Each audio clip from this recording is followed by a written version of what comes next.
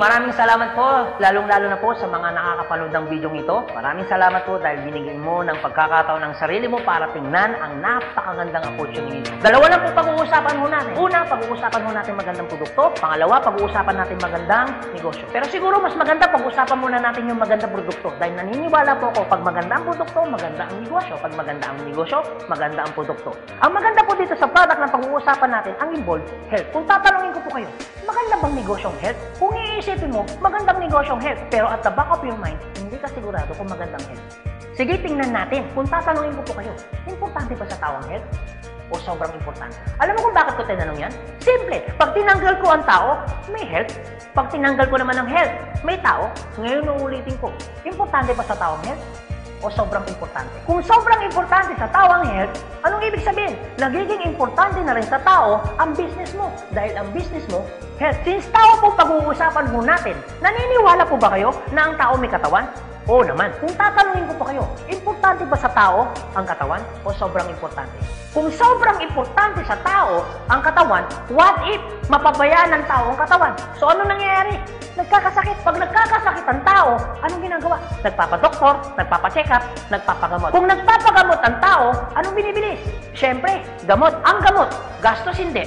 Siyempre, gastos. Pag hindi mo ginasusan, anong mangyayari sa sakit? Siyempre, lalala. Pag lumala ang sakit, anong mangyayari sa katawan?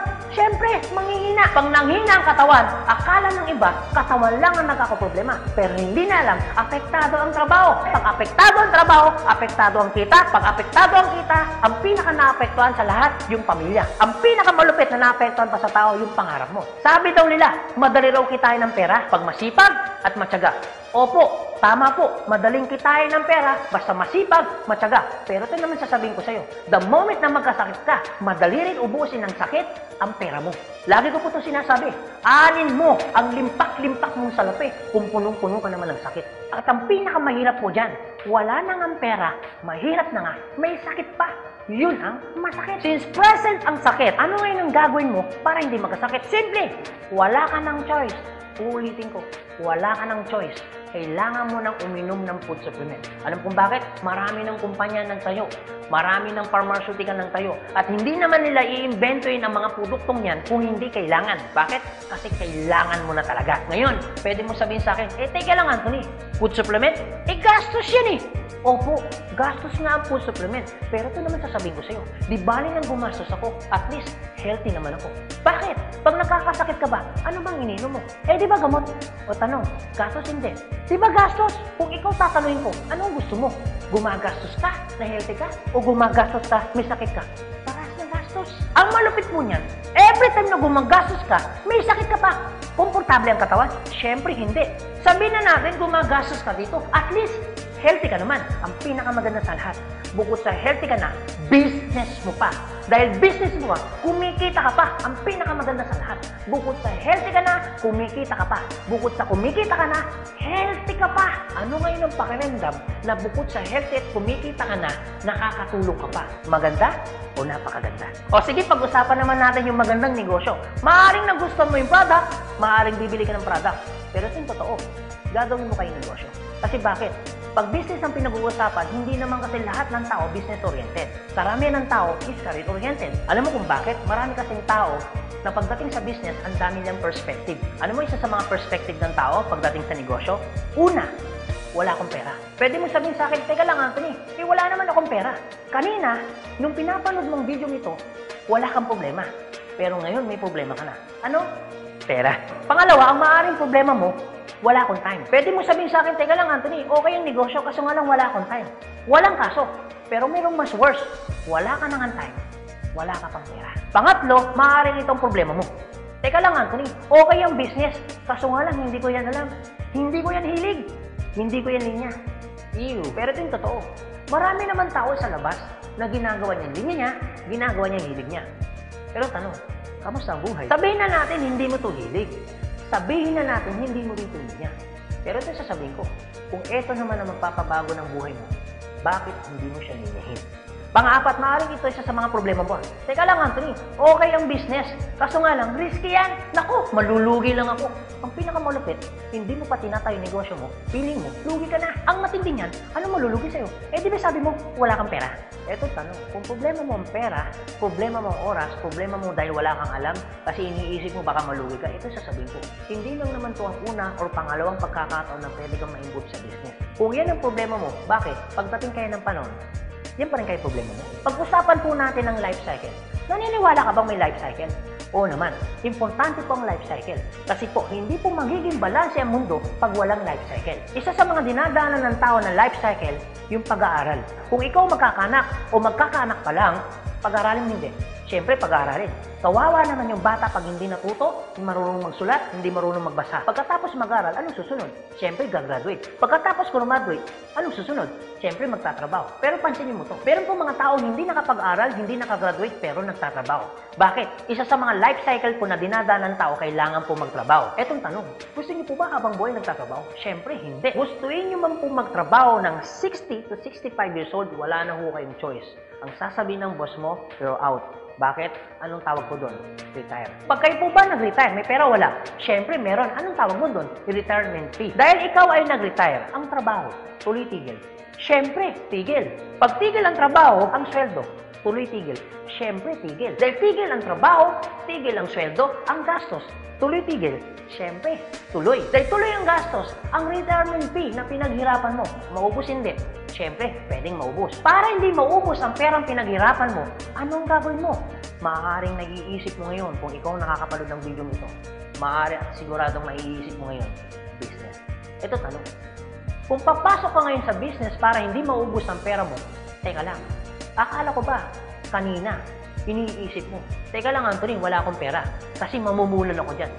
Pero sabihin ko, kung iniisip mo kanina, wala kang puhunan, mamumunan ka kasi, eh di ba ganun din dito? Mamumunan ka rin. Di ba sabi mo kanina, wala akong time? Kung iniisip mo na wala kang oras, bakit? Pagtungtong mo ng 60, 65, may oras ka ba ba? Sabi mo kanina, wala kang alam.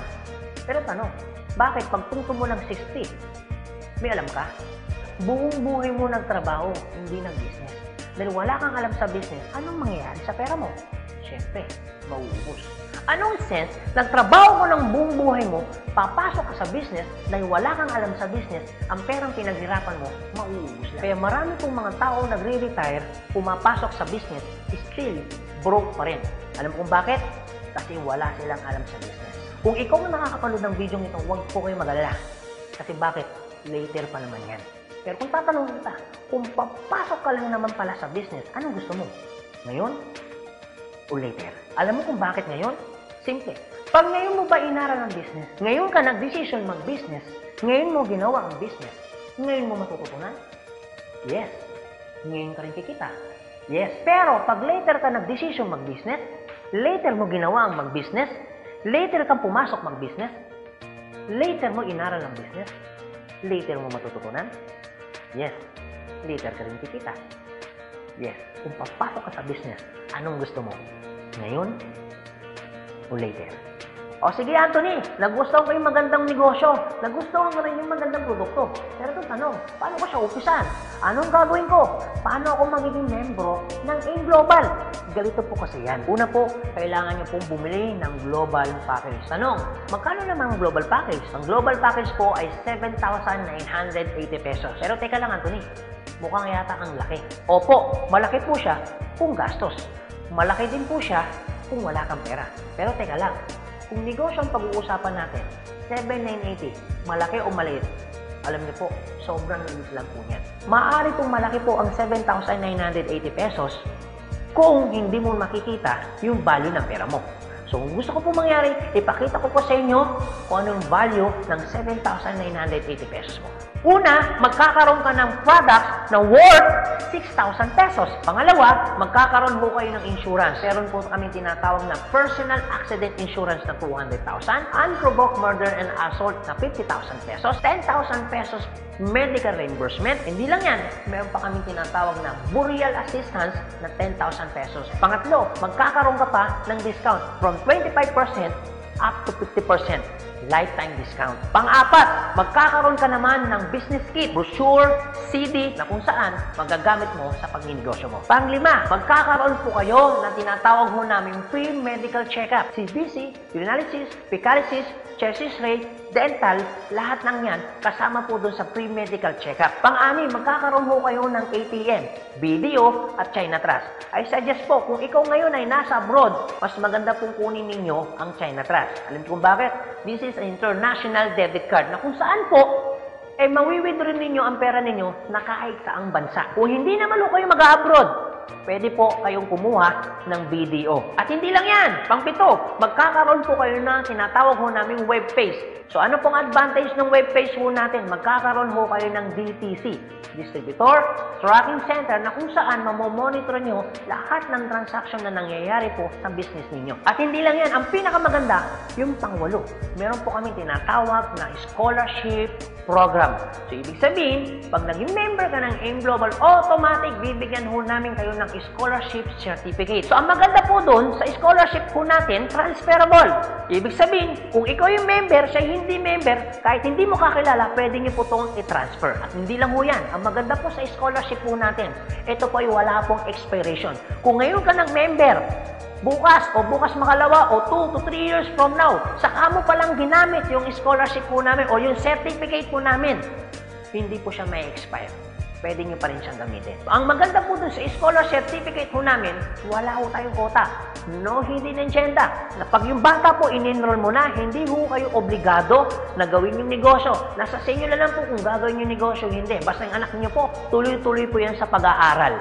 So, wala ho tayong hidden agenda, no quota. Kahit hindi ho kayo bumili ng product, kahit hindi ho kayo mag-imbita ng tao, kahit hindi nyo po ito gawin. No obligation, no commitment.